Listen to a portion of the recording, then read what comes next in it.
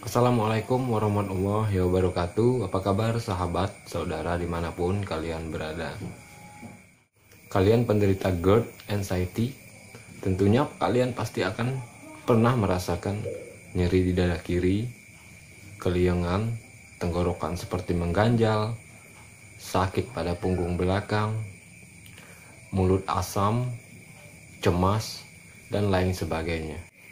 Pada orang yang awam, sangat-sangat awam mengenai GERD, anxiety ini tentunya pasti akan merasa lebih ketakutan, lebih mengalami kecemasan yang sangat tinggi.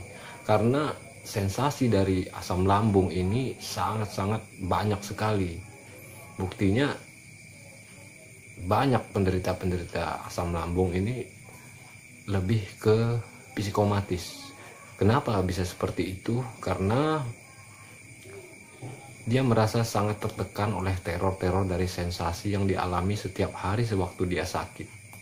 Saya bercerita berdasarkan pengalaman yang pernah saya alami. Oleh karena itu, tak jarang penderita asam lambung atau GERD ini selalu mengalami psikomatis selama dia sakit. Ada yang psikomatisnya hilang saat lambungnya sudah sembuh, ada juga yang lambungnya sudah sembuh tetapi psikomatisnya atau kecemasannya itu tetap membekas bahkan sepanjang hidupnya. Dalam kesempatan ini saya akan berbagi pengalaman ataupun membahas tuntas mengenai penyakit GERD, anxiety, begitu juga sensasi-sensasi yang dirasakan. Tapi sebelumnya ada baiknya teman-teman bantu channel ini dengan subscribe, dengan like ataupun komen jika ada yang ingin teman-teman sampaikan. Penyakit asam lambung ini sangat-sangat identik disertai dengan nyeri dada, nyeri perut, nyeri lengan kiri, nyeri punggung, keliangan, mata buram, hampir seluruh anggota badan dan otot juga saraf itu ikut sakit. Jadi tak jarang bagi orang yang awam terkena GERD ataupun asam lambung ini, dia akan mengalami kecemasan yang berlebih. Oleh karena itu, dia seperti tertekan depresi oleh penyakit ini. Tak heran banyak penderita GERD yang dibarengi dengan anxiety atau kecemasan berlebih itu berat badannya turun drastis. Karena itu adalah salah satu faktor dari pikiran kita yang membuat berat badan kita itu turun drastis. Sebenarnya kita itu hanya mengalami sakit lambung saja, sakit pencernaan saja, tapi memang sensasinya sangat-sangat luar biasa.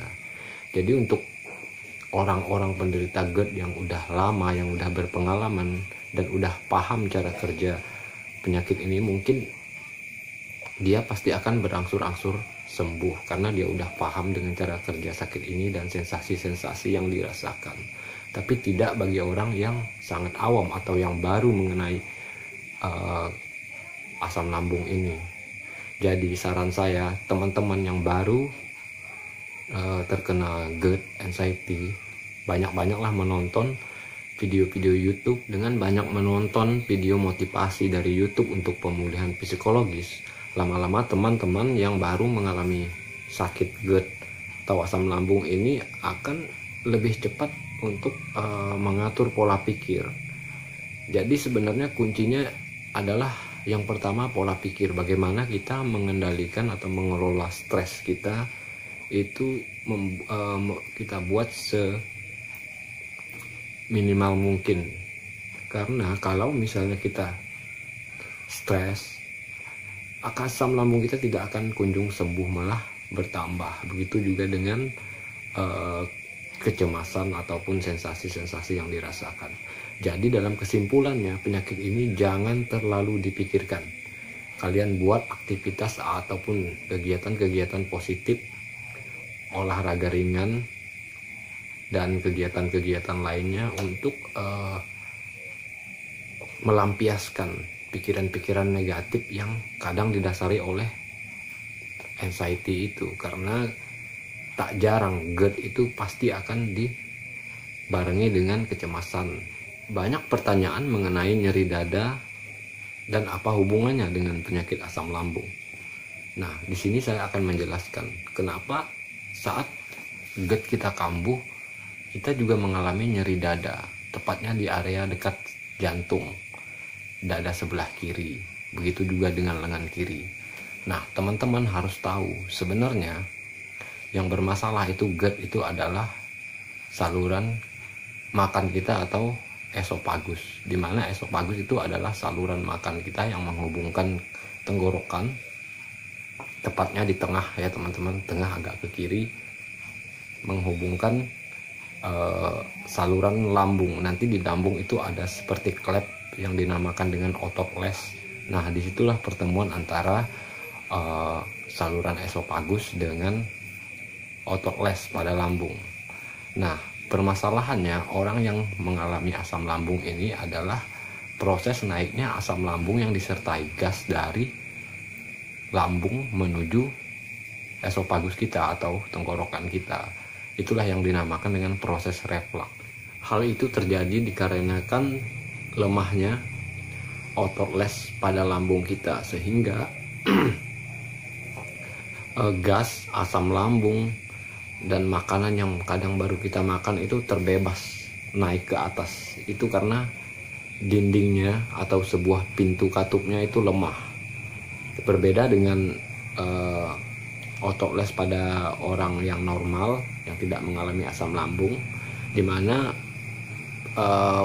prinsipnya ini otot les ini bersifat fleksibel.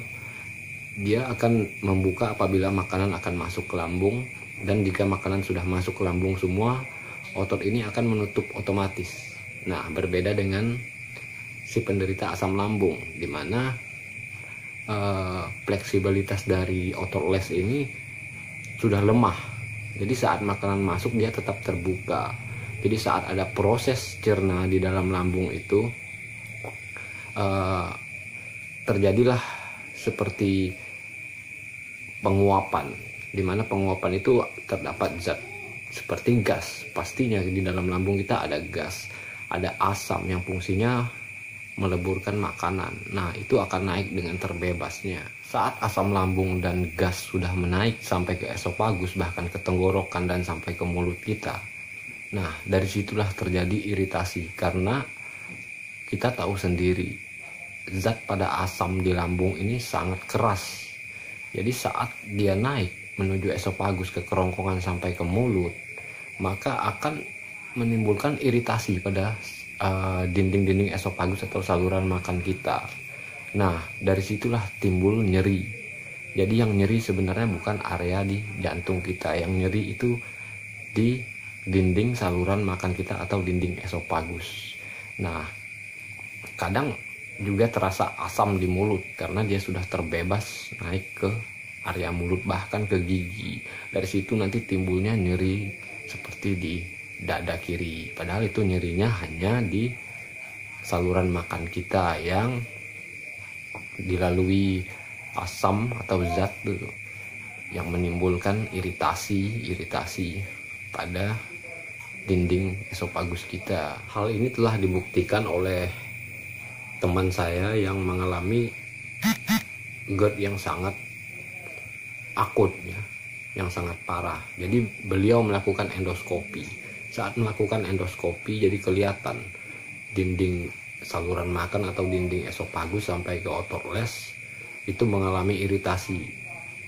Kalau teman-teman pengen tahu, dia iritasinya seperti sariawan, kayak ada merah-merah gitu di dinding saluran cernanya.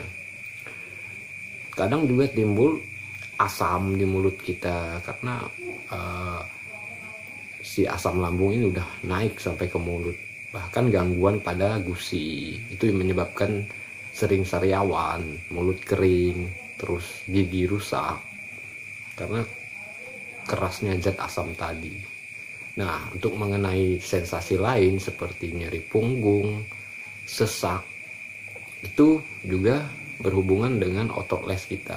Jadi teman-teman harus tahu posisi saluran napas dan saluran makan kita itu sangat-sangat berdekatan. seperti jari telunjuk dan jari tengah ini kita dempetkan seperti ini. Nah, apabila saluran esofagus ini, katakanlah ini saluran esofagus dan ini adalah saluran napas, ini saluran makan, ini saluran napas. Kenapa kita bisa sesak?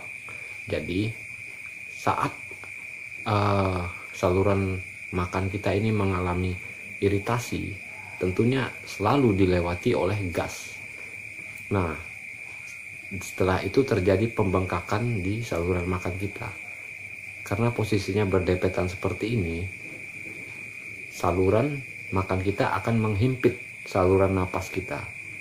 Jadi terjadilah seperti sesak. Sebenarnya memang sesak, tapi sesaknya tidak begitu kuat. Hanya sesaknya napas kita kayak pendek, mengganggu lah sedikit terganggu. Jadi semakin membengkak saluran makan kita ini akan semakin menghimpit saluran napas. Jadi pasukan oksigen yang kita hirup ini sangat sempit. Jadi kayaknya kita susah untuk bernapas. Jadi teman-teman jangan panik apabila mengalami hal seperti itu.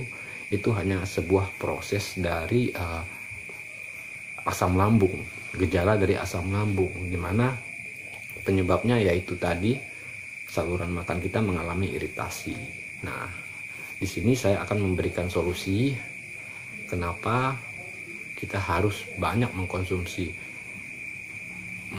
produk-produk makanan yang banyak mengandung enzim, juga obat-obat herbal seperti rimpang dan rempah, karena sifat mereka itu adalah sebagai pengobatan secara alami dan bersifat menyembuhkan secara total. Selanjutnya adalah nyeri punggung belakang. Ini menurut saya sangat umum, pasti akan pernah dialami oleh teman-teman yang menderita GERD, baik yang baru atau yang sudah lama. Kadang nyerinya tepat di tulang belakang sebelah tengah antara bahu kiri dengan bahu kanan. Nah, kenapa hal itu bisa terjadi? Itu dikarenakan awalnya adalah banyaknya saraf ataupun otot kita yang mengalami tegang. Tegang itu disebabkan karena kita selalu berpikir. Jadi selalu menguras pikiran kita sehingga hampir semua otot ataupun saraf-saraf kita itu mengalami tegang sampai ke leher. Jadi kayak orang kolesterol. Nah, itu karena kita mengalami kecemasan. Tak jarang kan kalau memang penderita GERD yang disertai anxiety yang tinggi itu pasti akan setiap hari merasa cemas, merasa selalu dikejar-kejar oleh penyakit berat, ketakutan, traumatik. Nah, itu penyebab kenapa punggung belakang kita sakit. Itu semua dari saraf-saraf kita atau otot-otot kita yang tegang. Begitu juga dengan serasa mengganjal di dada sebelah kiri atau tengah. Nah, kita balik dari tadi, dari kasus yang terjadinya iritasi pada esofagus kita. Kan sebelah sini ya, teman-teman. Jadi di sini posisi lambung, ini esofagus. Nah, ini otot les, jadi dia membelok. Di sini lambung membelok karena posisi lambung kan di kiri. Jadi memang saat ini mengalami luka atau iritasi, memang terasa sangat mengganjal, terasa sangat tidak enak. Biasa sampai ke lengan kiri. Kalau lengan kiri itu masalahnya adalah sebaran dari otot-otot pada lambung kita. Jadi apabila di sini mengalami masalah, karena di sini banyak juga sebelah kiri ini banyak otot pencernaan termasuk lambung. Jadi mengalami tegang sehingga kadang kita merasa pegal ataupun nyeri di sini. Bahkan kadang nembus ke belakang. Nah, jadi teman-teman jangan berpikir jauh-jauh dulu. Itu hanya sensasi yang disebabkan oleh GERD ataupun asam lambung. Jadi intinya sekarang teman-teman memang harus pandai mengelola pikiran, harus pandai mengelola stres. Buatlah aktivitas-aktivitas bermanfaat, jangan terlalu kalian pikirkan penyakit ini. Penyakit ini harus diobati, bukan dipikirkan. Cara pengobatannya teman-teman cukup sederhana, bisa menggunakan rimpang-rimpangan rempah yang ada di dapur kalian. Dan jangan lupa untuk banyak-banyak mengkonsumsi produk-produk yang mengandung enzim. Produk-produk yang mengandung enzim teman-teman bisa dapatkan dari buah-buahan seperti semangka, pisang, pepaya, ataupun makanan-makanan fermentasi. Nah, saya sangat merekomendasikan di sini adalah makanan fermentasi. Makanan fermentasi itu selain baik untuk lambung, juga baik untuk pencernaan lainnya seperti usus dan lain sebagainya. Nah, produk-produk ini bisa teman-teman minum, Yakult, teman-teman bisa mengkonsumsi susu kefir, teman-teman bisa mengkonsumsi tempe, tapi tempe yang mentah dicampur madu.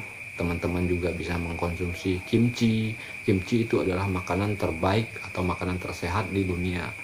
Kimchi itu seperti sayuran yang diasinkan, itu sangat baik karena banyak sekali mengandung kuman-kuman ataupun bakteri-bakteri baik, yang dimana fungsinya adalah menambah bakteri-bakteri baik di dalam tubuh kita untuk menghalang bakteri-bakteri jahat yang menyebabkan beberapa macam penyakit khususnya di pencernaan kita.